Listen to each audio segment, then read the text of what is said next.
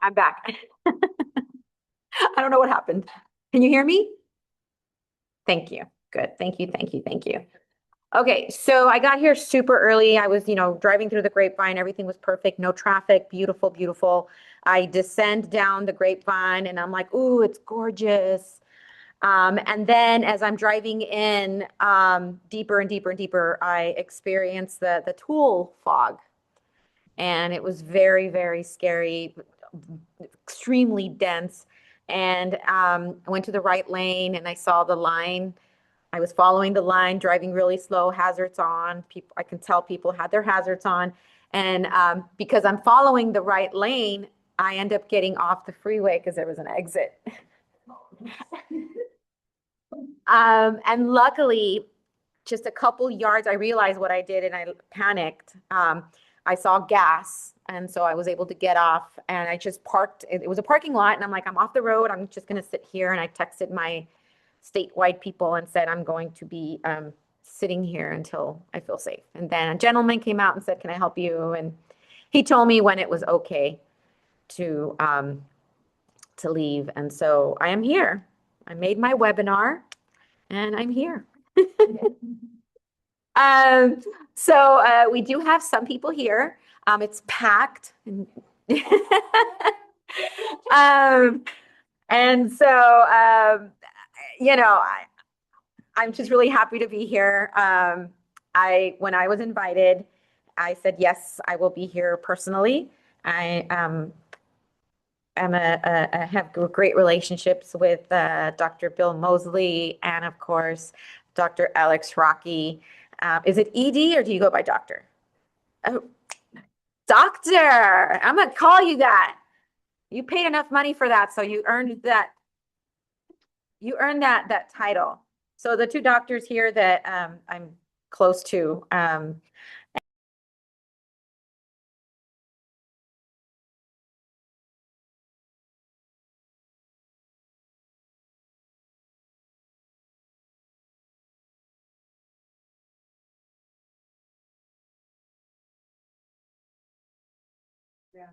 So I keep getting kicked out. I didn't do this. Yeah. Yeah, because he has her called flex lead. Yeah. We're trying to figure out what the problem is. Okay. We have a feeling there's two Zoom links. And sorry, everyone. Yeah. Wow. Does somebody have this Zoom link by accident? And I mean, an admin? No, shouldn't. But Okay. I'll log back in there. But yeah, you should be host here. Am I? Yeah, it's fine, but it just suddenly will. Am I host? Yes. Huh. Okay. I'll jump in the same session though, and yeah, see if we can. Yeah, I'm host. Okay. You know what? If someone does jump in, it seems like someone jumps in and then it kicks me out. Not join for. What's that? Yeah, it's something new that we just started doing, I think. Stand by, everyone. You there, and I'm Lena. People that will. Yeah. I think. Yes. Yes. Uh-huh. Sorry, everyone. We're trying to figure this out. Okay. All right, everyone. I do want to take a note. This is a courtesy of mine. The lottery for getting tickets for the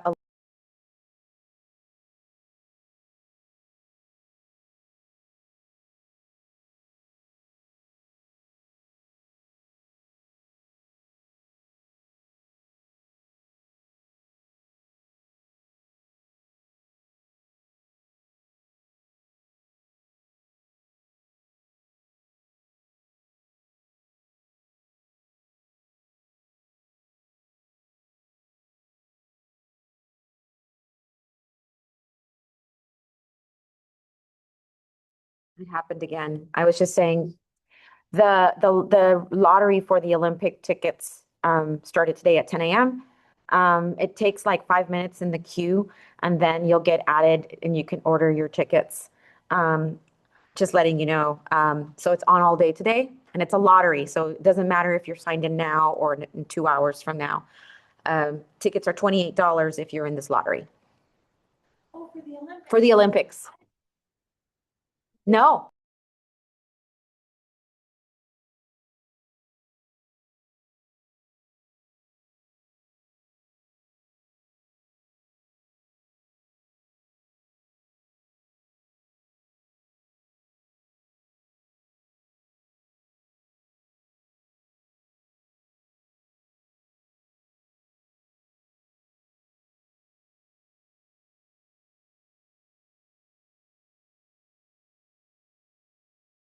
Damn.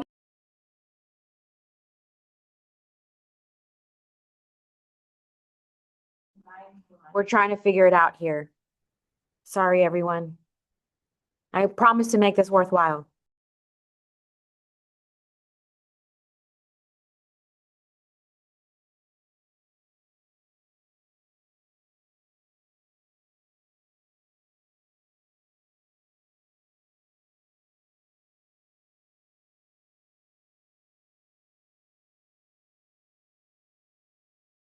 Popular. Lena, can you make me a host, please, or co-host? You are a host then. Anything about it? That would be fun to watch. I'm a synchronized swimmer or artistic swimming. Oh my, I am this too. Oh, My gosh, we should be at some people. Lena, I'm sorry. It's all Are you right. able to make me a host? The You host? are a host then. Oh, whoops. Can you hear me? Don't have my headphones on. Okay, go ahead. You are a host. Can you make me a co-host?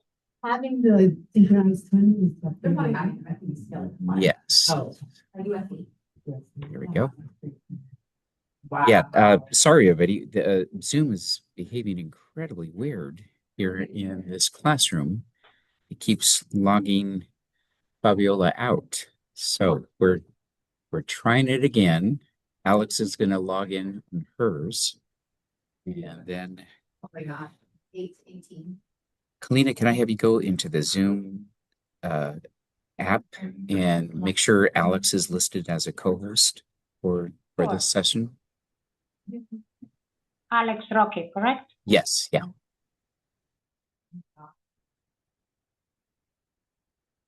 Oh.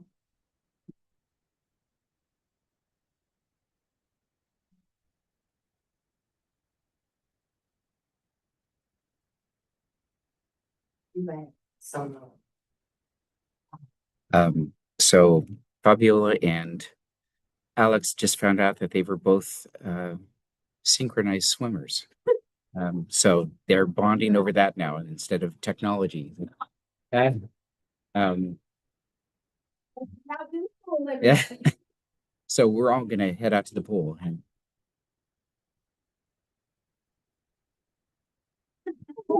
So sorry.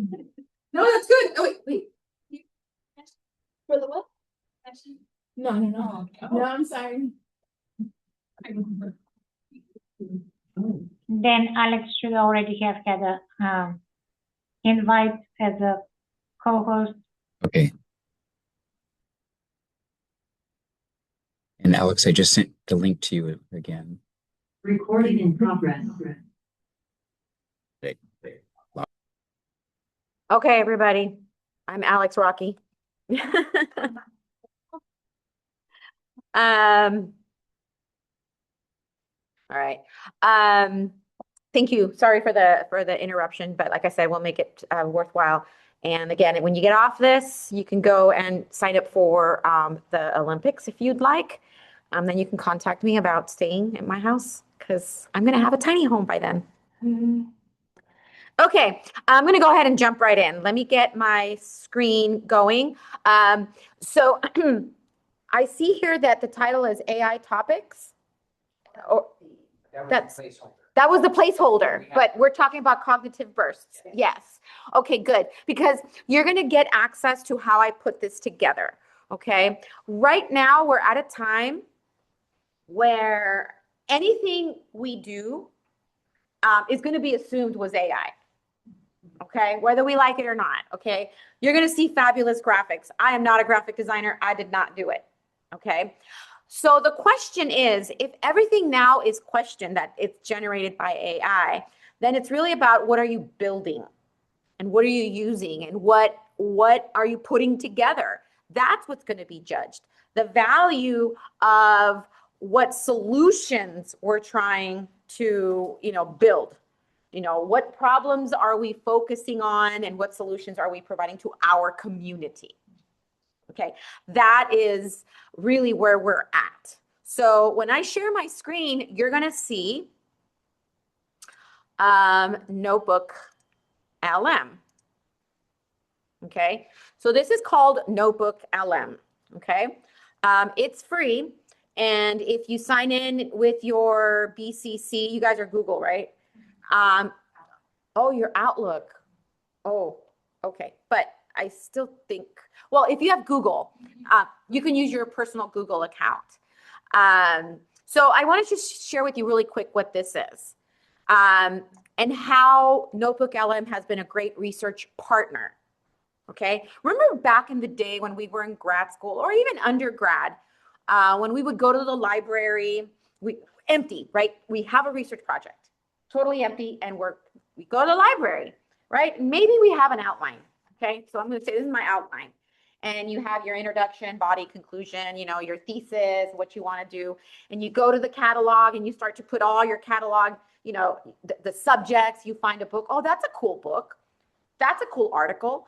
Oh, that would be a great, approach. And you start to build up your books, right? And you have your books and you go walk to the registration to check out and you check out all the books. You get home with all your books, right? And you start opening and you know how you open the books, maybe you put like sticky notes and you kind of had all this thing put together. And then some books you're like, oh, this is crappy. Or you would go to a book and you would look at the table of contents, right? You would look at the, index. And so you would specifically find, so you putting it all together and then you start reading maybe your note cards. I mean, this was all a long process. And one might argue it's a beautiful, great process. Sure. Okay. For some of us, it was easy. For others, it was not. Okay. So right here, what you see is all this research. Okay. You see all this? This is my research. And inside of these research files are also stuff I wrote. In fact, Dr. Alex Rocky was part of this process. I was putting together kind of like this thought paper, and I would send it to my research team, which also included Dr. Bill Mosley. And they would be, yes, no, try this, try that. Actually, they were a lot more kinder. But, I would start to build this thought paper. And in that thought paper, there was other research. And so all of this is in here. And you can see all this cognitive bursts, because I started to really look at this idea of capturing learning versus measuring learning. Okay. So, and I'll explain in my presentation.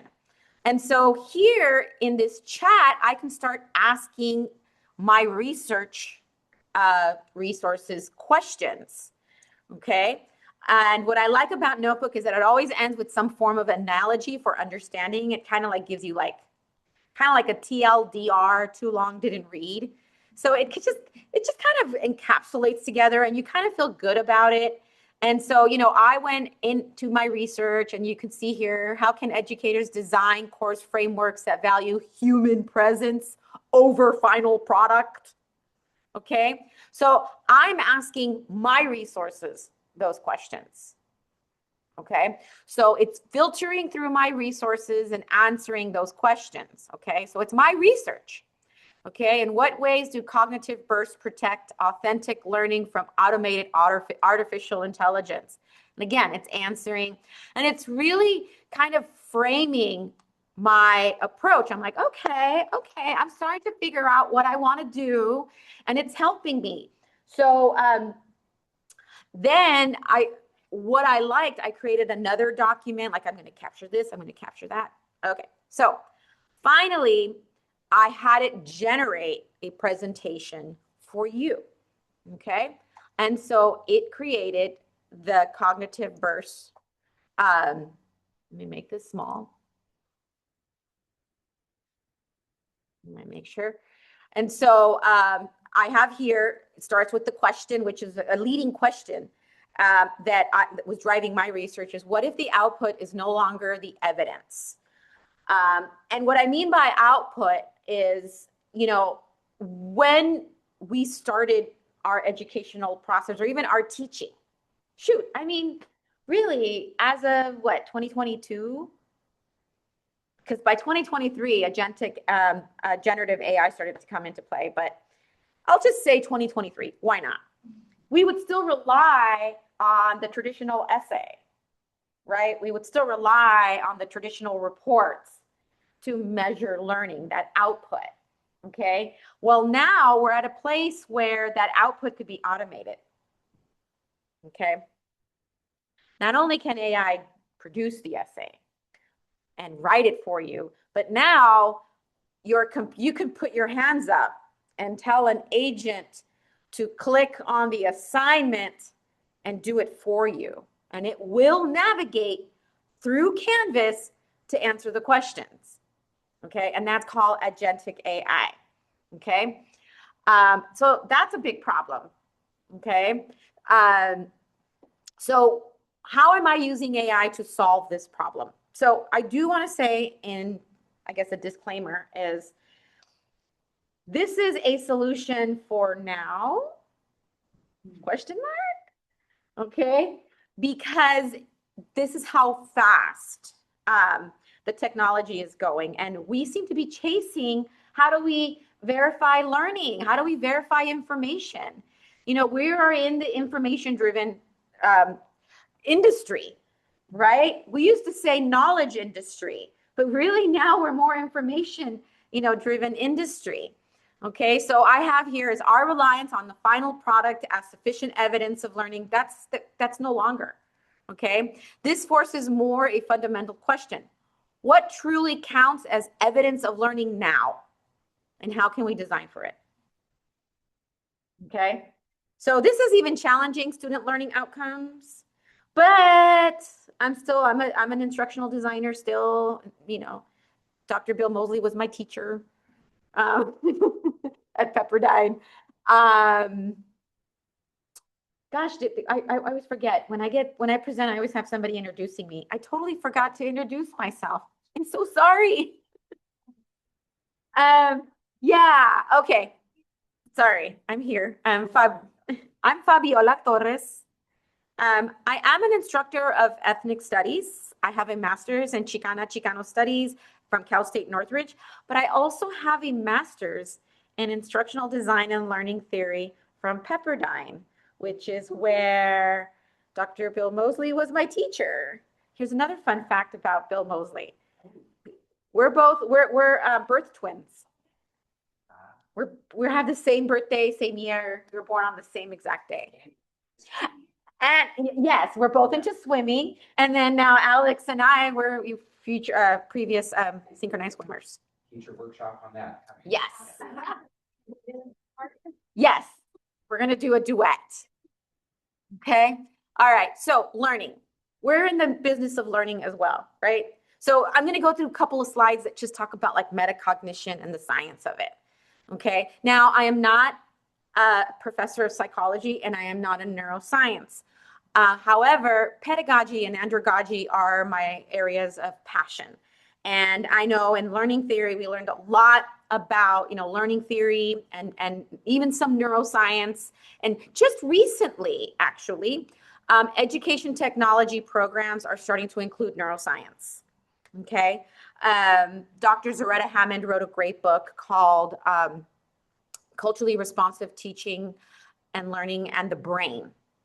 And she actually begins her book by saying that one of the problems education technology had was that it didn't include neuroscience.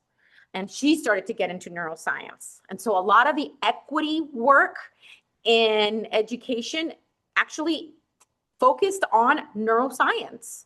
So whenever there's an argument about equity in education, it's like it's neuroscience. Okay, at the end of the day, we want our brains to work.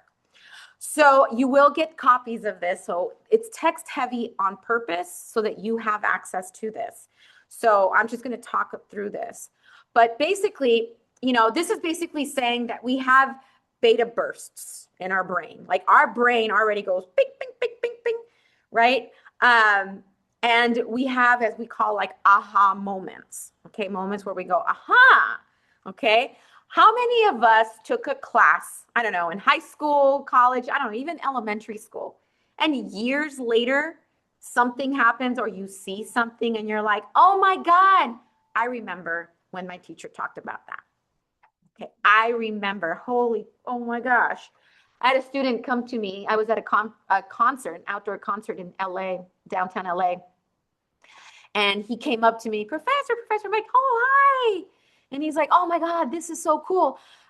I totally remember the lecture you gave us about urban development in LA. So right now we're sitting at like the old part of downtown, right? And I'm like, yeah, and that's Bunker Hill, right? And I'm like, yes. And I'm like, wait, when did you have me? He's like, I don't know, like 4 or 5 years ago. But see, he had a burst. Now I can't go back and change. I mean, I could go back and change his grade. I did ask him, I go, how'd you do in my class? And he's like, I got a C, but I wasn't serious about school then. So, you know, now I am. And so see, he wasn't ready then, but he was ready now. And so he had a cognitive burst. He saw me, he saw the location and he went, oh my God, this is like her lecture about, you know, what old downtown was and what Bunker Hill and the whole history of displacement, you know, in downtown LA. I mean, it was incredible. Okay. But I do want us to spend a little time on this. Okay. The law of cognitive phases. Is this something you did in your PhD work? Okay. I don't see the chat. I apologize. If you were here, I'd be like, anyone here in my neuroscience people or psychology? I do want to say that I am taking the liberty of using one of the research projects, the research references that explains this process in a very nonlinear way. But let me explain this just by our physicality. Cognitive coherence, the phase of or the stage of cognitive coherence is when, like, you know, we know something. Okay, we can go out here. If anyone, like, I'm looking over the ridge here, and again, I experienced the tool fog. There was a climate scientist in our room, they would say, okay, well, I look at that fog and first of all, I knew it was going to happen because of the temperature change at night. I know there was moisture in the ground. Like, they just know, right? So that's like the cognitive coherence. That's why you kind of have this, yeah, I know this stuff. This is my jam. Okay.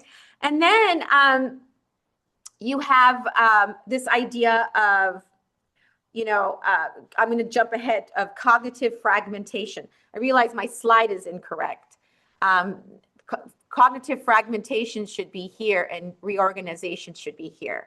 But follow me, okay? So we're like this, we know our jam, but then how many of us have been in a situation where we think we're comfortable in what we know and then we're hit by a new theory or a new concept and you're like, wait, I don't know that. Wait, I don't get it. Hold on. That's not how I know it. Okay. And we get really, really uncomfortable. And then further information comes, or we're searching for the answer. And so then we get this cognitive reorganizing where we're like, okay, all right, wait. So this goes here, this goes there. And then our body does something as we get closer to the answer. We close our eyes and we're like, got it. See, physically, we even do that. We actually, again, my neuroscience people would talk about why we actually close our eyes.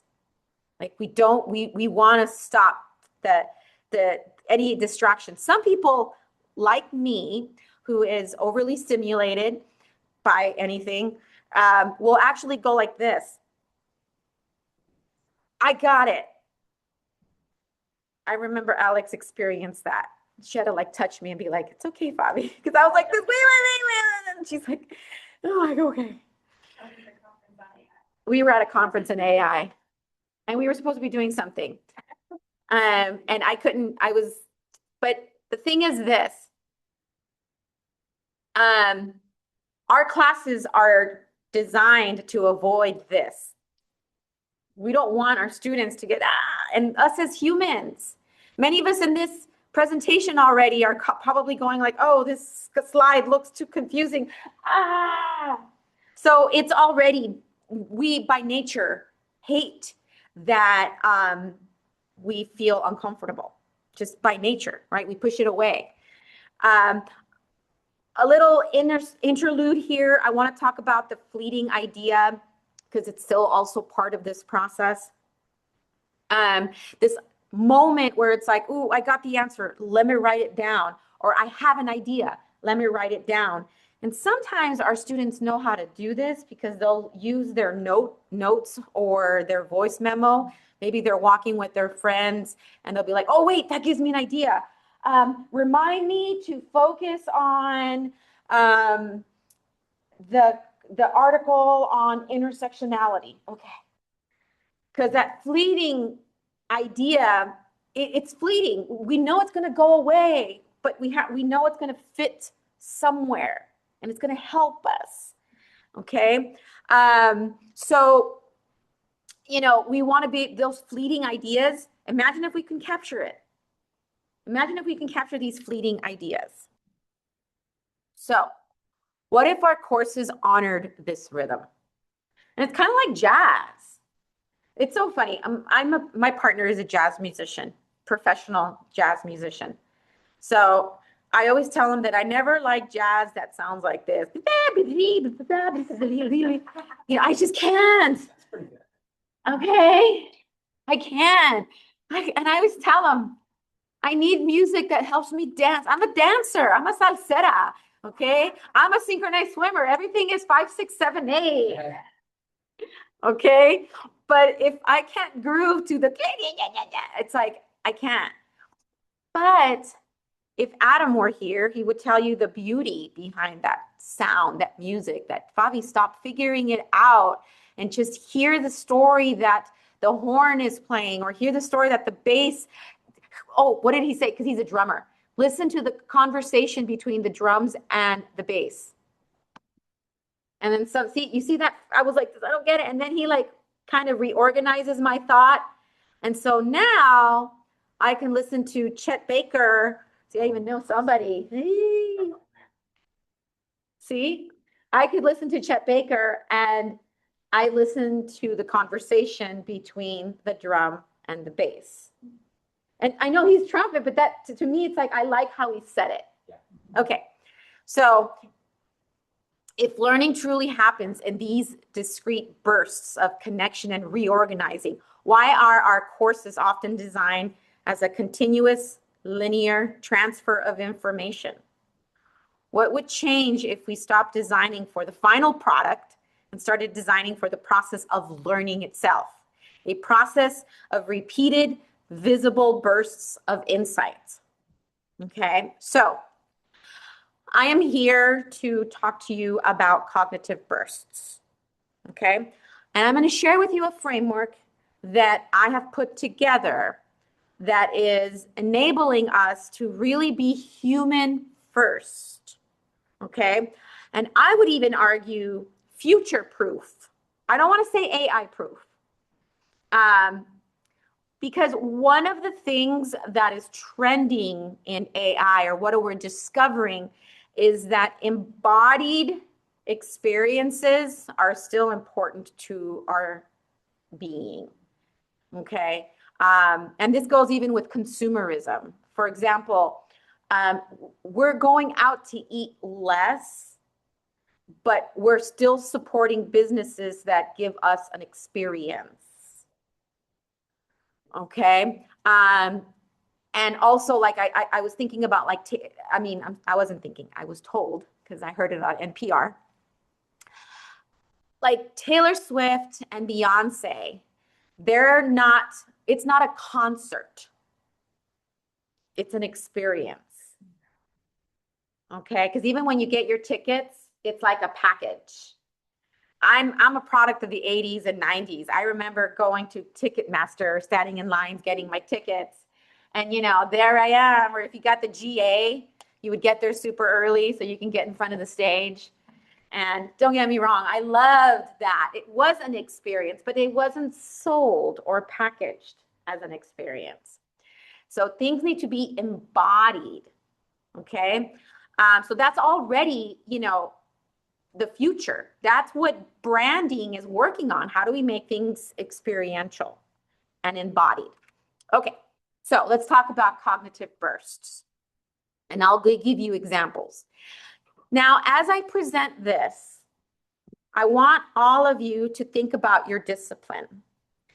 I do have an example here, and it is STEM related. I do not teach STEM, but I was working with AI because I'm always, whenever I do these workshops, I always get somebody from STEM who says, yeah, but you teach, ethnic studies. I teach STEM. And so I'm like, okay, well, I'm going to make sure I add an example from STEM. But if you teach a class, and we're going to have an experience here, and I'm hoping, I know we started late, but I'll make sure to work in the time. But anyway, I want to make sure that you all think about your discipline.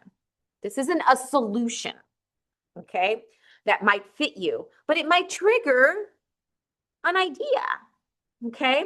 The goal here is to really realize that if AI can just produce that final product, how are we really capturing learning?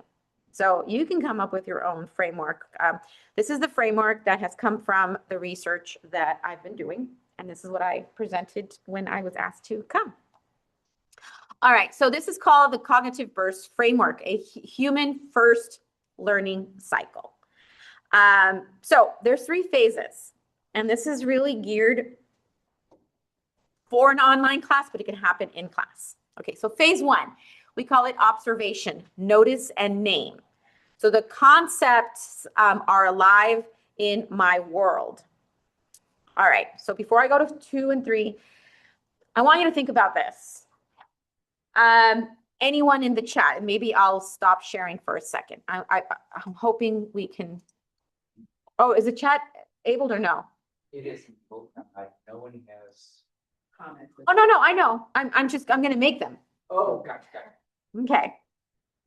We're all in different spaces. Okay, I'm in a space right now. I want us to put our content specialist hat on. Okay, whatever like our jam, right? What we know, what we're comfortable. Okay. I want you to use your 5 senses. Here's what I'm going to be asking. Like, how do you see a concept in your discipline? How do you hear a concept in your discipline? How do you taste a concept in your discipline? See, hear, taste. How do you smell a concept in your discipline? How do you feel a concept in your discipline? All 5 senses. So look at your environment. Okay. Again, I'm asking you to use your senses. So I don't know what discipline you are. Okay. And notice how UDL this is, because it's, if I can't see, I have to think about, if I am a professor of X, Y, and Z, whatever, it's like, how do I hear? How do I smell? How do I taste? Okay. So just take a moment and again, how do you see a concept in your stage, in your discipline? Okay. I'm gonna go first. So I'm not from Bakersfield, okay? But I'm looking at, in California, I can see this settlement, this population, right? I can see oil. And when my professor talked about the Mexican-American War and the imperial motives of the US wanting to take this land, one of the imperial motives was natural resources. So that's like when Professor Torres talked about why they wanted California. Look, there's a resource there. So that was one of the reasons why there was a war between Mexico and the US. That's connected to my chapter 3. Okay, so I'm sharing that I can see a concept, which was imperial motives. Okay, so anyone here in the, do you hear, see, smell, taste, touch, feel? Yeah. No, I think I'm getting this right. I may not be, What do you teach, first of all? well, I teach primarily public speaking. Okay, And so I immediately default to how does my student feel? And what did they sense the first time they walked in? I wanted you to do They it want me to do it. Okay. because you're seeing me So you must- in this particular classroom or where I would normally. right here, right now, in this moment. I am, You see me speak. well, so I would say I'm absorbing all that you're sharing with us, but it's also a layer on top of what, well, we just got off call like minutes before your class, which was an AI panel. Okay, So it feels like just another layer, and I use Notebook LM, so it's solidifying some ideas that are already kind of floating around in there, or that I have on my notes app. okay. Like, So it seems that your teacher hat, that's really your teacher hat. Because I'm always looking for how am I gonna tie this into what I'm gonna. Yes, because you're that teacher. You're that. So imagine, okay, you teach public speaking. I mean, you have a lot of concepts, a lot of, signposts, milestones, like transitionals, phrases. You do a lot, there's a lot of concepts necessary for public speaking. So what if a student hears a speech and they're like, oh, I can hear the signpost that speaker seems to use a lot of signposts. Maybe that's what she means. Or let's say rhetoric.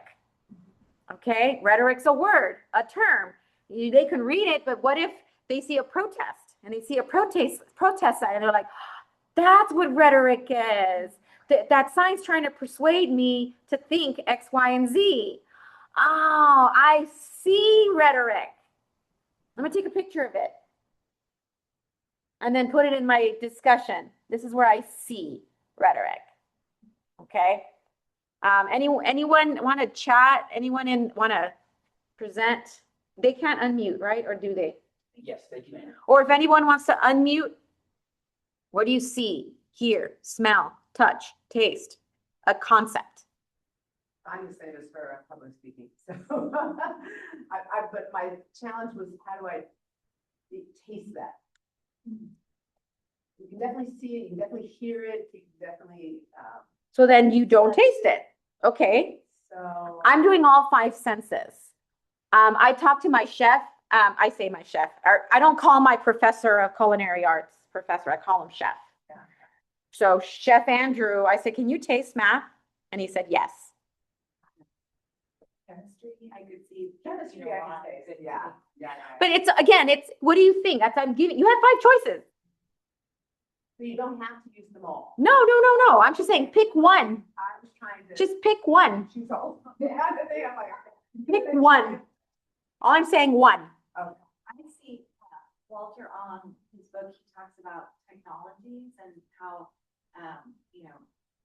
evolving technologies. And so I see all the technologies in this classroom. Like I see the whiteboard, I see the podium. It's like The old thermostat.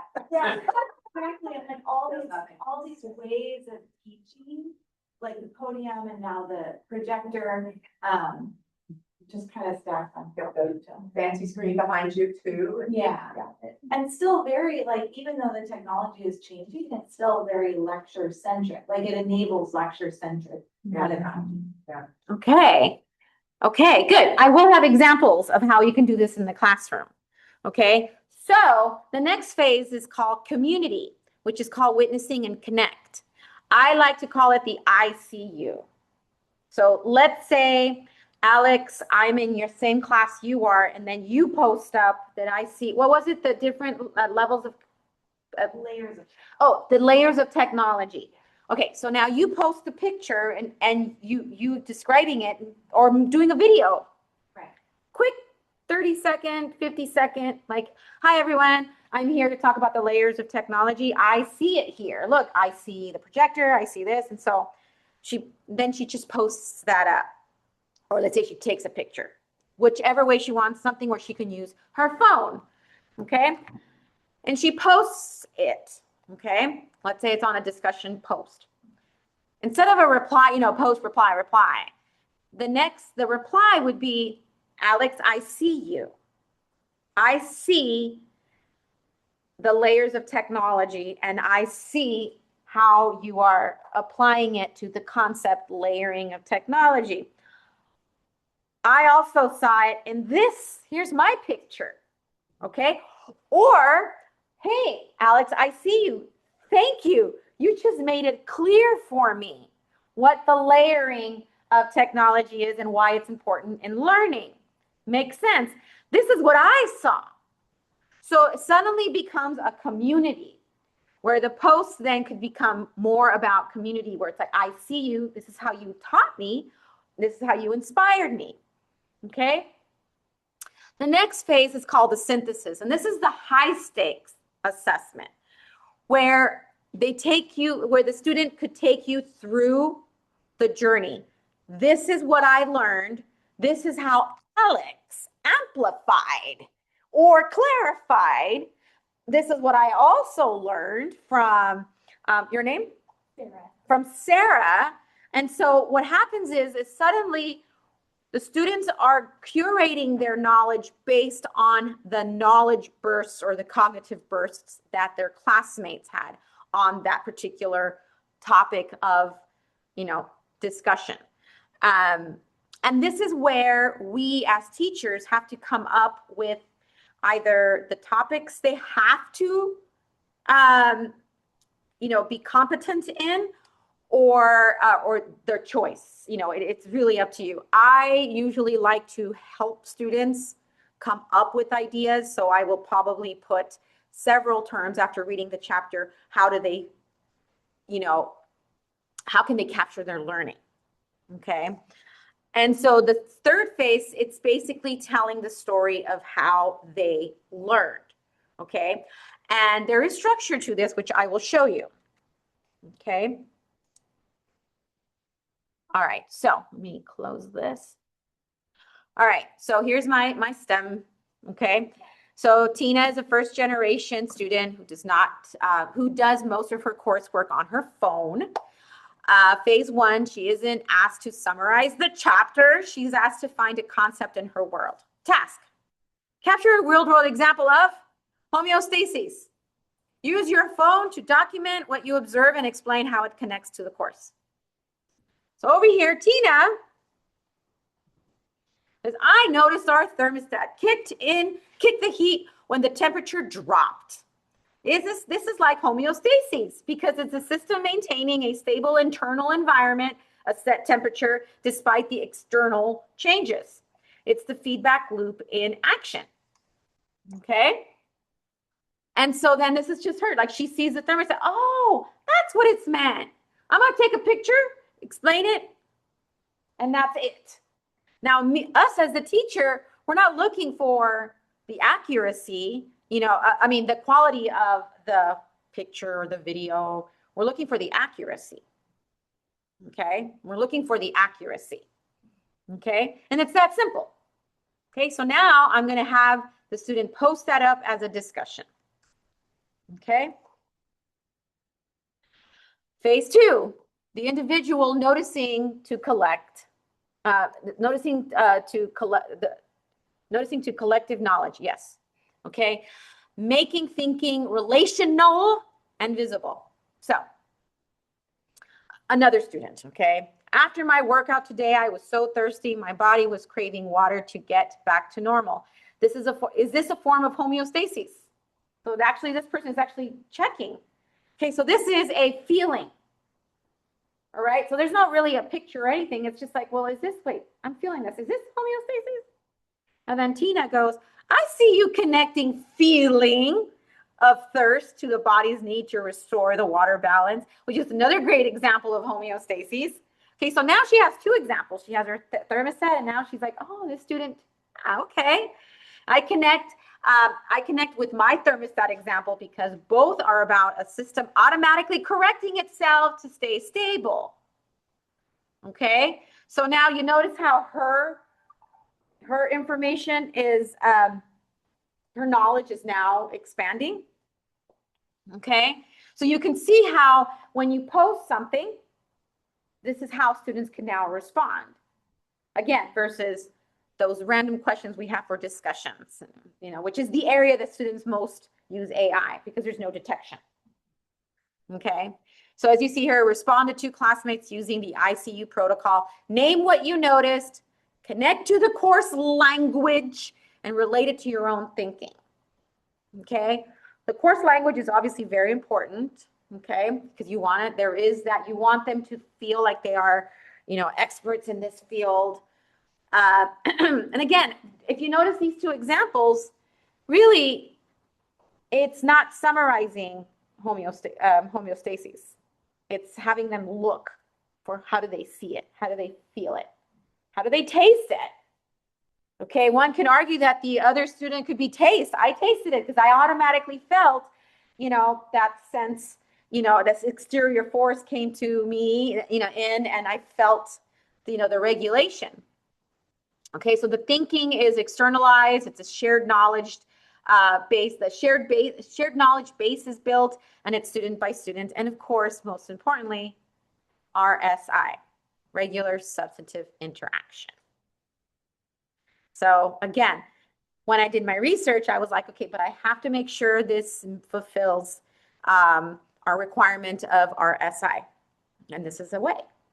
Fabiola. So this was a example that Notebook LM created based on your sources, right? No, this is another AI that I stacked. Yes, yes. I originally had an example. I'm very ethnic studies, okay? And I had a taste, all right? So the example I had was, so in LA, we're very lucky where we have a lot of fusion cuisine. And so Roy Choi, who is a famous chef, he has koji tacos. Now, what are koji tacos? Koji tacos are Korean barbecue tacos. Okay, where did he grow up? He grew up in Koreatown, which was very Chicano, Mexicano, Korean neighborhood. And after the riots, there was, you know, when we were rebuilding as LA, those two communities kind of melded together. That's his generation.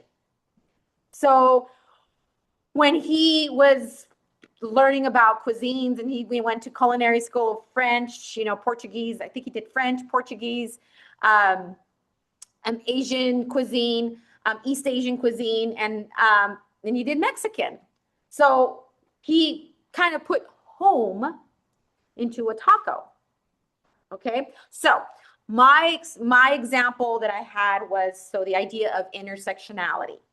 So I am tasting intersectionality in my koji taco because I can taste that, like, yes, he's Korean because there's kimchi, but even the kimchi uses peppers, not the Peking peppers, but, you know, it has a little bit more adobo, which is Filipino and or Spanish, depending on how you want to argue that, but the colonizer versus the colonized, but I'm going to say Filipino because I also grew up with Filipinos. So he made his own kimchi. It's like cortido with kimchi. Cortido is what you put on top of pupusas, which is basically a kimchi. It's pickled cabbage. Okay? And he put it all together into this beautiful vessel that tastes amazing. Okay? We can't say what a taco is. Taco has an intersectional identity. And so I talked about all the intersections. Okay, that's an example. So somebody might come and say, I see you. Now I get it. This helped me produce this image, or take this image. And the image was a picture of a non-binary student that had, you know, both, they had these boots that were, you know, combat boots. And then they had like a boa. And so it talked about just like these socially constructed views of fashion, right? What is feminine, what is masculine. And they were just this flurry of fashion contradictions and yet beautiful. So it's like the idea of the taco inspired the idea of that intersectional identity. Now, I did test this out with my students, but to be honest, I did not ask for permission, so only the people in here will get to see. But one of my students, I did test this for my last unit because I was doing the research. Okay. The student had a picture of, he had a pot of ruda. Ruda is a herb that is in a lot of Mexican households. It's a tea that for stomach, for earaches. I mean, I did it for earaches, for stomach aches. And so it has a lot of medicinal properties. And then he had on his side vapor rub, right? And so he's like, this is my ancestors, and this is kind of my ancestors. And he talked about how vapor rub didn't necessarily exist during, let's say, the 1500s. But this is something his grandma, which is probably the age of me, if we think about it. Anyway,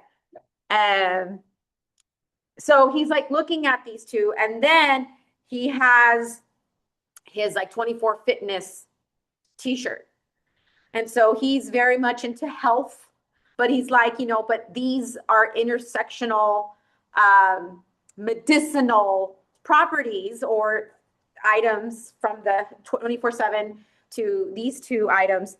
All of these are intersectional to him because these are all part of his health, like message and foundation. And so that's the picture he took. And so that's how he saw himself. He's like, whoa, like this is how he saw himself in the concept of intersectionality. Okay. As a health, as a trainer. That's what he was, a trainer. Okay. So this is the communal part.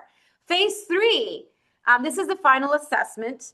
And this is the higher stake one. And it's the formalization that thinking has already been practiced. They already have the main concepts. They already have how they've embodied how they have embodied the term, and they put it together.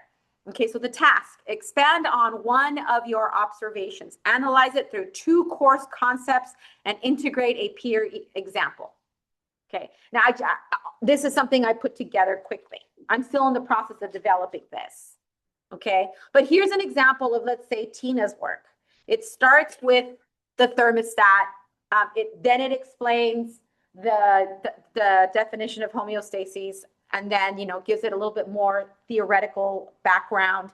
And then it talked about how, you know, after my workout today, I was so thirsty. Remember the one where she commented, so she, the peer submission is cited.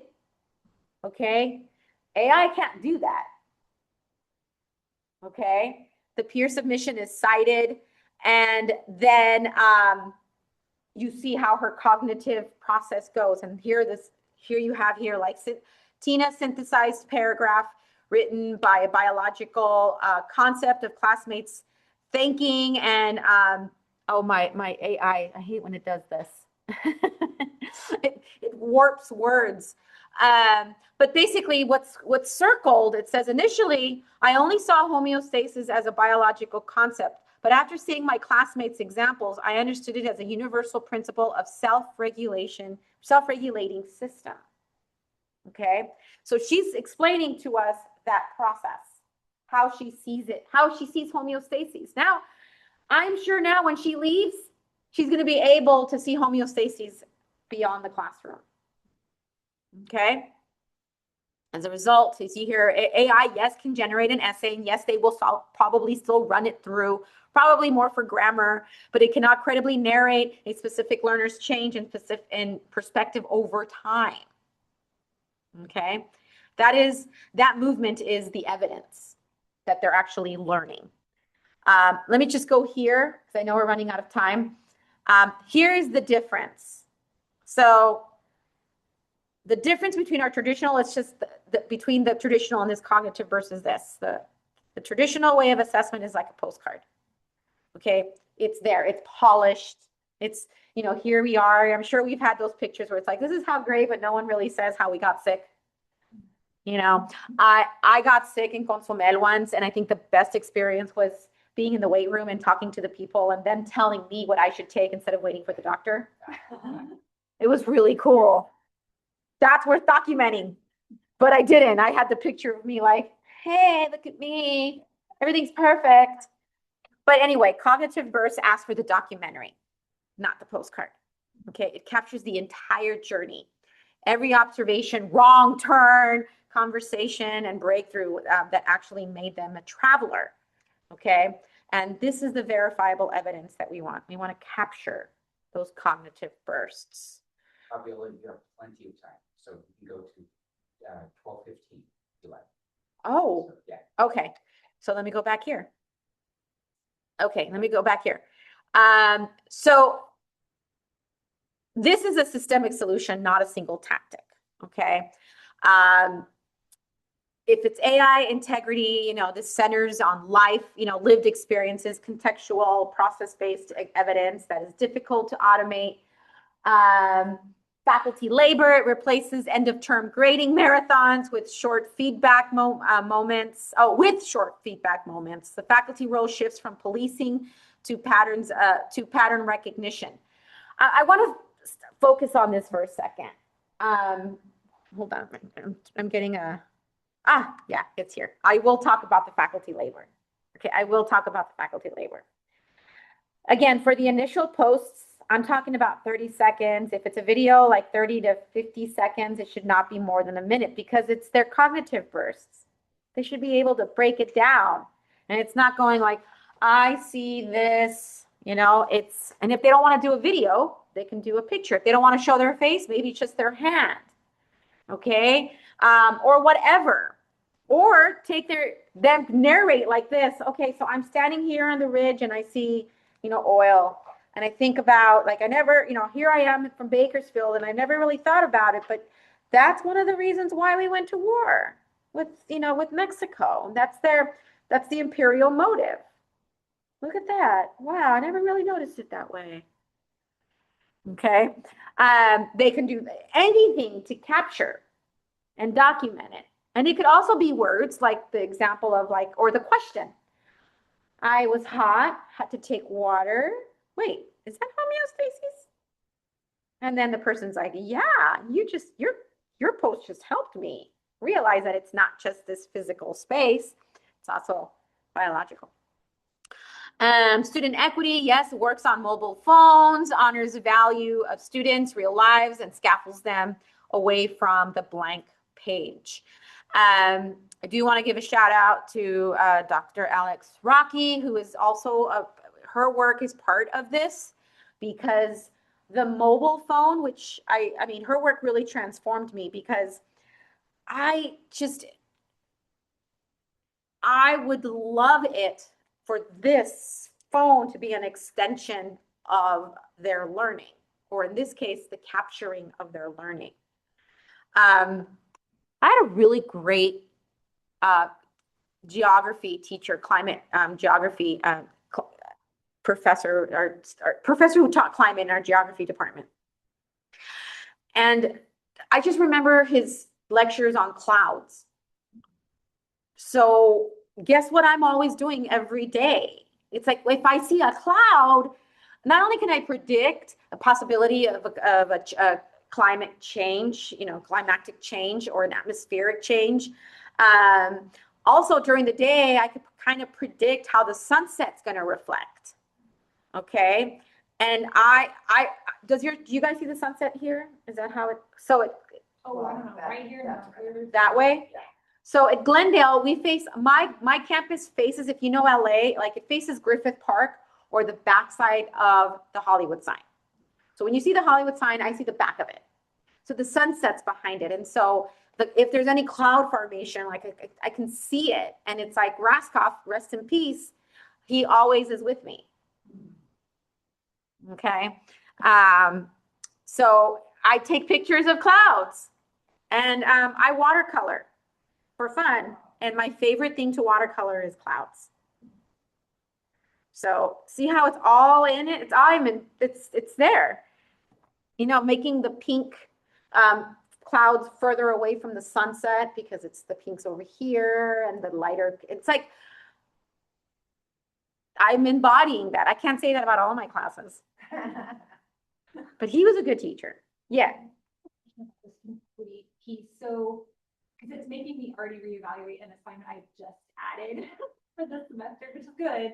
But so I'm trying to have assignments that are steering them. Some of my assignments are steering them away from using AI at all. Right. And then other ones I'm integrating it. So asking them to do a really low stakes writing assignment where they get to pick, say, 1 of 4 questions to answer. It's to give me a baseline of what their authentic voice is. Is that still not enough scaffolding? Probably it is essentially starting the playing page. Well, you're already dealing with students who are afraid of their voice, of even using their voice. So right then and there, that's very difficult for us to assess. I think but I want to talk about that labor because one of the problems that's adding to our exhaustion is the surveillance part of it, is trying to catch, and that makes us miserable. Oh, that makes us, I mean, even me teaching, I still get moments where a student like does bad AI. Yeah. Bad. And you're just like, come on. I mean, Prompt off the page. you do know that you also copied the, if you need a better, Yeah. and I have to deal with that, right? And so it does tax us. And don't get me wrong, I think students will still find a workaround, right? But then that gets to the source of the issue. Why are they taking the class? Why are they there? And so I think we need to give space, and I always do this because it's in our heart, and this is where relational design, humanizing design comes from, because we should design the course where we're actively in it constantly so that they find that relationship with us. And we're not scared. They're not scared of us. So could I change it? I mean, I already have as part of the criteria to say, I'm not looking at grammar, I'm not looking at Yeah, spelling. that's good. That's still hard. I just want them to try. Just Yeah.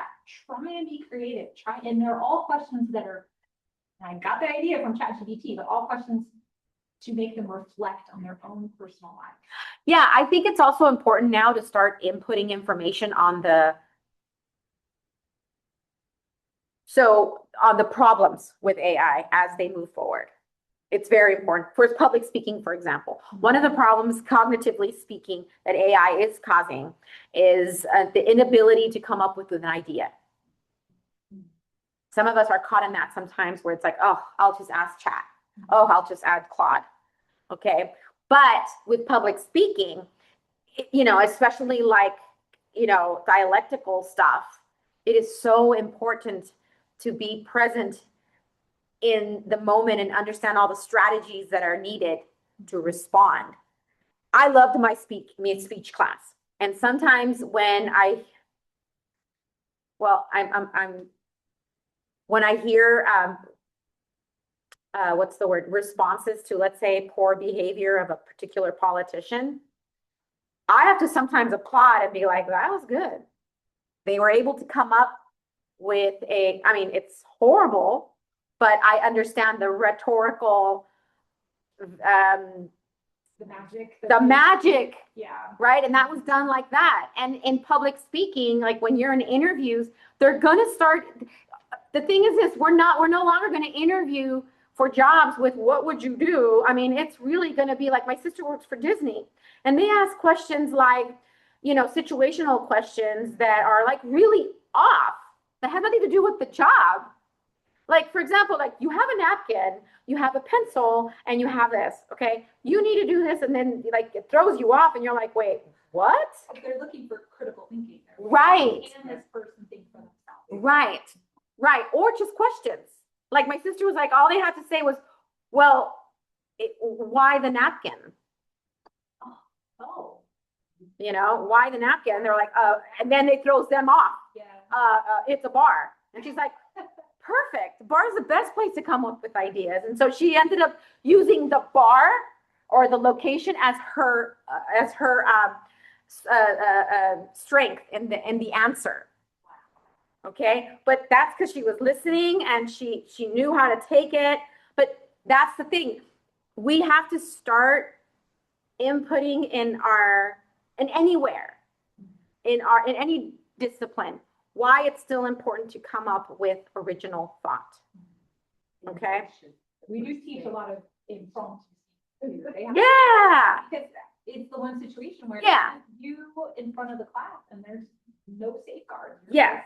Yeah. So Well, the safeguard is the class though, That's right? true. I mean, Yeah, you're that's trying to true. promote You're an teaching them how environment. to work with an audience, Exactly. right? Yeah. right, but speech is also a very high anxiety. So we can't assume that everybody's in that flow state. We gotta get them laughing first. Yeah. Oh, good, okay, go. So that's the thing. Like for me, reading was always very difficult for me. Reading comprehension was very difficult for me. But you know, my backup was always Cliff Notes. No, yeah. Okay, so I would enroll in the Shakespearean class because I hated Shakespeare, but I knew those Cliff Notes so well. And there's a lot of there were a lot of Cliff Notes of the Cliff Notes of the Cliff Notes on Shakespeare. So it was really easy for me to take a Shakespearean class, even though I have read zero, here, it's statute of limitation. I have read zero Shakespeare. You can do a play. You have to be in a play. I want to read Shakespeare. I hate hearing it. Well, trust me, my friends who are theater people, and they tell me I'm doing a Shakespearean rendition of, Romeo and Juliet. sure, Romeo and Juliet. As You Like It was the one. Because As You Like It, they're like, did you know As You Like It is Friends? And I'm just like, no. Okay, because I read it to the test. That's it. Yeah. And I got an A. And boy, can I break down Macbeth, Othello, Hamlet. Ooh, I can. Okay. But tell me if I read it, can I be real? Nah, never read it. Okay. Out, down spot. Okay. See, I can cite. But when I go see theater, I'm a big theater person, but I still cannot stomach Shakespeare. Sorry. Wow. Well, you appreciate Sorry. But I did like Leonardo DiCaprio's not Leonardo, what's his name? Lormer. The director who did Baz Luhrmann. Baz. I did like that one because it was beautiful. So I was like, again, I get distracted. I was like, ooh, look at this. And why did it look that way? And I remember going like, well, because they had to film it at 4 and 5 in the morning in Mexico City. Because it was filmed in Mexico City. And that's why it was very, like, the light was very weird. Because they only had like a window to film. So there was other reasons why. And then there was another Hamlet. There was a Hamlet in plain English. I like that. It's about the story. Yeah, but the tis thou thus, and none of that. RSI compliance, and of course joy and craft. So here's what I just to like a good metaphor. I love metaphors. Phase 1 is like gathering the materials. Like you have the students to gather their knowledge. Students bring raw materials, observations to their own, backyards. Phase 2 is discussing the blueprints. The community witnesses the process and helps connect the pieces. Okay, and then phase 3 is the final structure, because everyone saw the labor. The final house is a verified product of the student's work, not a prefabricated structure dropped in overnight by a machine. My tiny house will be delivered, just FYI. Okay, so for faculty, this is a shift from policing to coaching. Okay, it's not extra work, it's just redistributing the effort toward more meaningful interaction. Okay, the role becomes lighter but more powerful. Policing long AI generated discussion posts. Oh, they suck. I am the discussion posts, like I have redesigned discussion posts. I don't do those anymore. My RSI is done differently, and this is going to be something I'm using. Again, I used it for the last unit because, again, I was doing the research throughout the semester.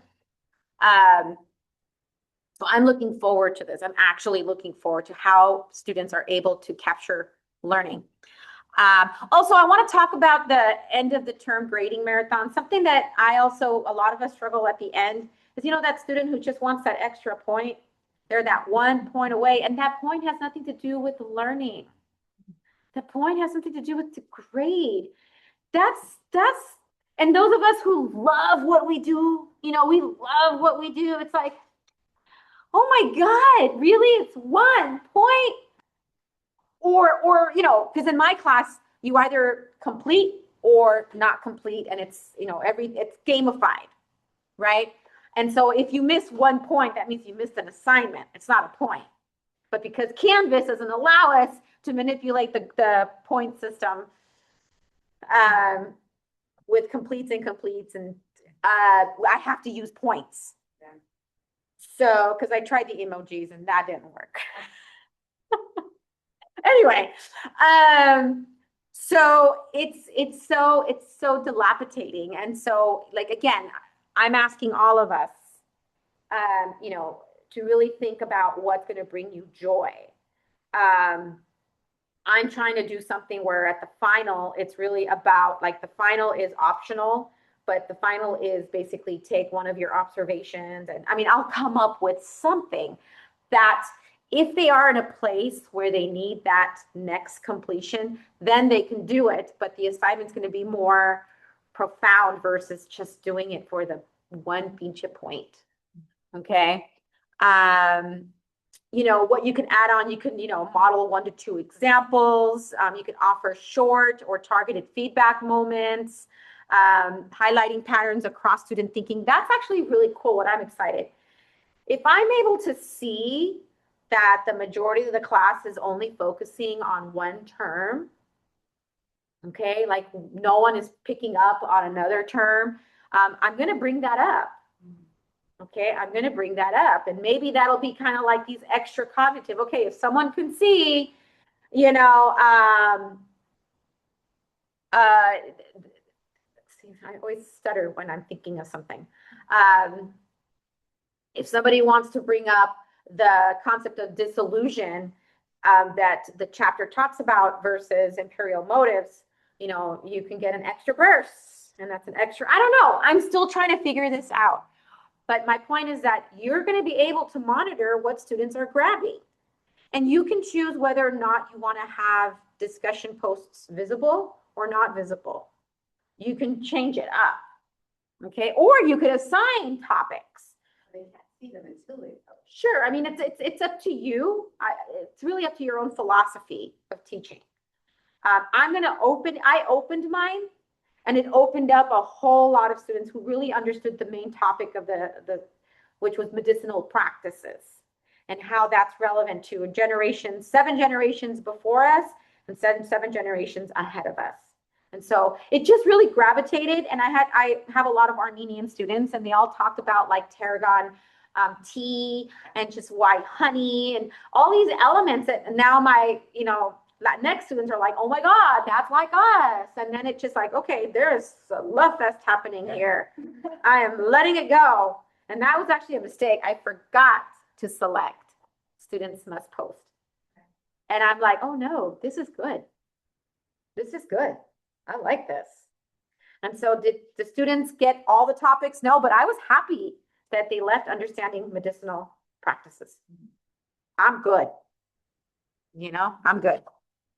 Okay, I spend less time grading, but more time actually teaching. That's what we should want.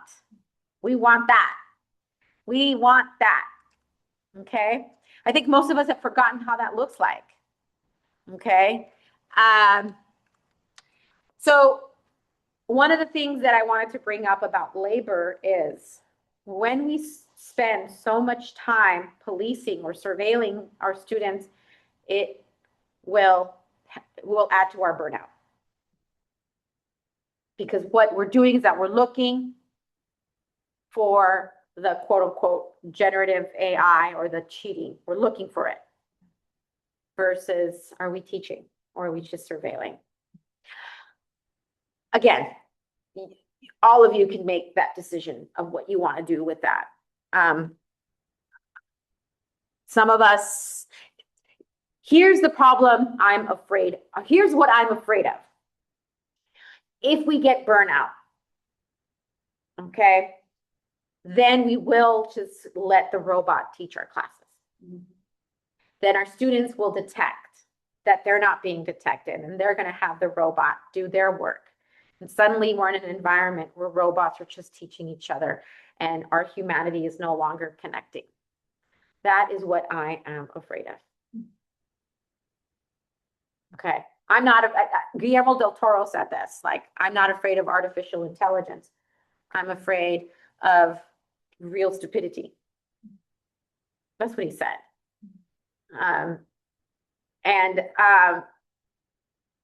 It's just, that's, not having community, not being able to learn together. I mean, learning together, it's a natural process. Okay. Even chemically speaking, we learn better with groups. Okay. Distributive cognition. Dr. Bill Mosley, if you're there, I still remember that. Yeah. Okay. So cognitive bursts are not an assessment trick or an AI detection workaround. Okay. It's not another tool to learn or work to do or more work to do. It's something we just have to play with. Okay. It's a cognitive bursts. It's a fundamental course design shift. It makes learning visible over time. It honors your disciplinary values and expertise. It respects your labor and well-being, and it recenters joy and craft in the act of teaching. Okay. And so what the invitation I have for you when you think about redesigning your class, it's not about catching the AI, but really amplifying your teaching, is what would your course look like if I wrote this wrong, if a human being was the hardest thing to fake? Okay. What would it look like? And so with that, I would love to stop sharing and see if there are any questions. Everyone's so quiet. That's okay. To the chat, or if anyone wants to unmute or share or comment. Anyone here? Thoughts, comments? My ed tech person, doctor. Anyone? Yeah. So how would you recommend faculty do the redesign?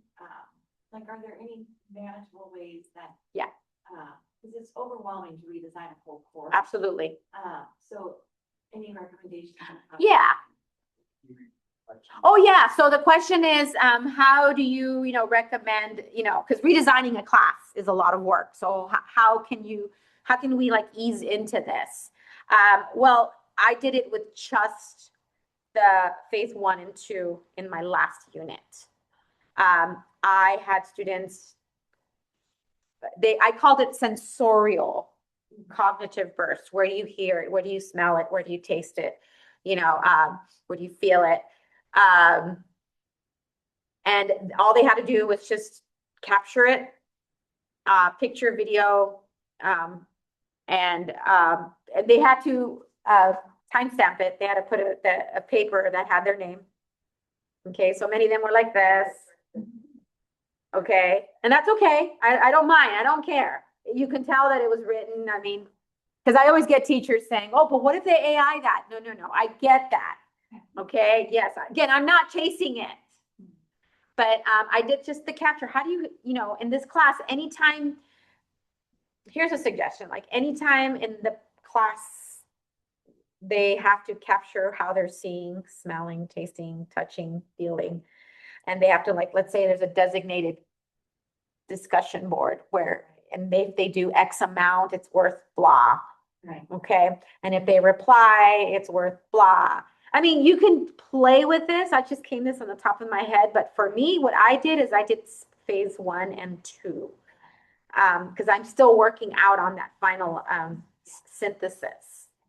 Because I might want to use Adobe Express to actually do a visual, Okay, like documentary. right. I'm playing with that, and I'm going to need your help. Yeah. So we're again, all of this was actually in response to the automation element of agentic AI. In fact, it was Dr. Christian that, asked, what do we do? Start doing the research. And so that's what we're doing, is that we're trying to come up with solutions or inspirations that we can give to our faculty to just really rethink and to be human first.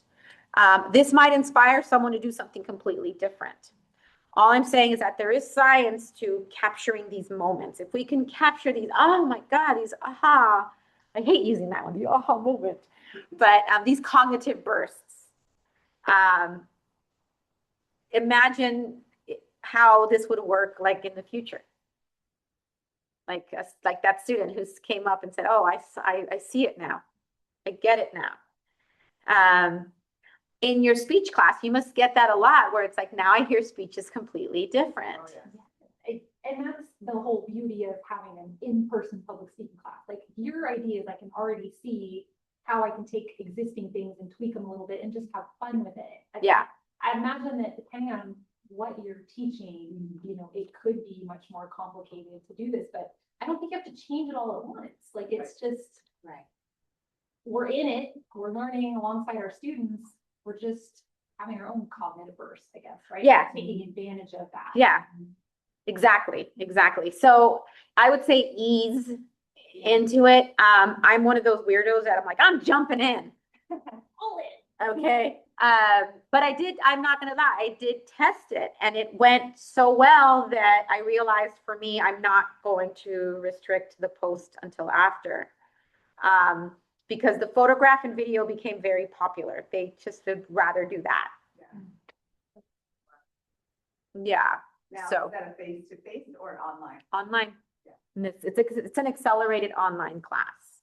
I think you could do it in a face-to-face class, like make it a Oh, wow. assignment. Oh yeah, Do it, come back, do it, go. load it, and yeah. Yeah. Go out on campus. You've got So, 15 minutes. Dr. Rob, who is a math professor, calculus professor in Mesa, San Diego City. He has students listen to music and they have to figure out like equation of the beats, the RPMs, Yeah. and but also the beats. Yeah. Like he has this whole thing about like the music, the drop, which is, if you know music, it's kind of like the tan tan tan tan tan tan tan tan tan tan tan tan tan tan boom. Yeah.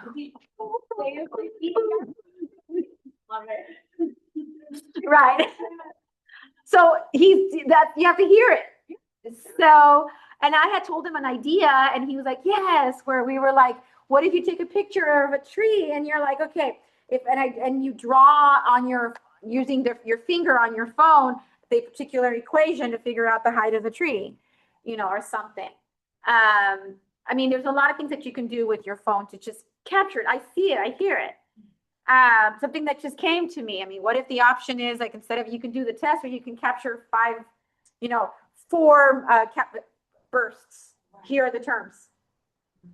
So instead of my written assignment, maybe the students go out, they have 15 minutes to record something or themselves and give me a snapshot of how you would talk to, say, a younger sibling, or like Sure. some way to get them to give me your authentic voice. Yeah. Some kind of sample.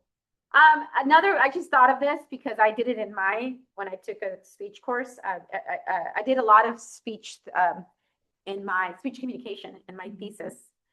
I did a lot of Ernest Borman work, which is what is it? The Venn diagram of like it's a I forgot. Something. I don't know. Yes, cognitive something. Yeah, you're right. We had to look up, YouTube was finally coming. Of course, it would take a while. Your favorite movie speech and what method are they using? And so, They can look that up on ChatGPT though, but they have to talk about it. Is that what you're saying? sure, I'm just saying, I don't know. I'm just saying that like where they can hear it and see it and, Experience. experience it. Okay. Sorry. Speech comm is everywhere. I mean, even me, I don't even know if I even used all the stuff I learned about communication, in my speech communication. Great. I did my presentation, which is all like, trying to, didn't want to do. Yeah. Gestures, animated, facial, hand gestures. Yeah. She was in time. Well, now it is 12:15. Those of us on chat, again, I don't know if folks were listening. What I'm gonna do is, I will officially end. If you stay on, I'm gonna try to open up my Google and give you my, you know what I can do? I can do this right now. Let me stop sharing. I can do, Link in the chat. yeah, I can. I'm gonna do that. I'm gonna give you my research notebook. Give me 1 second, folks. Anyone with link? Okay, so in the chat, I am putting my notebook, my research notebook. And maybe that'll introduce you to Notebook LM. You can click on it. You can sign in with your Google account. And you can try it if you want to play with it. You could create you'll see that I have a podcast of this presentation. One of them is very neuroscience-y, and the other one is more catered to this one. I have an infographic that I created for this, but you could have my notebook and you can see how I put this together. All right? Yeah. And then, yeah.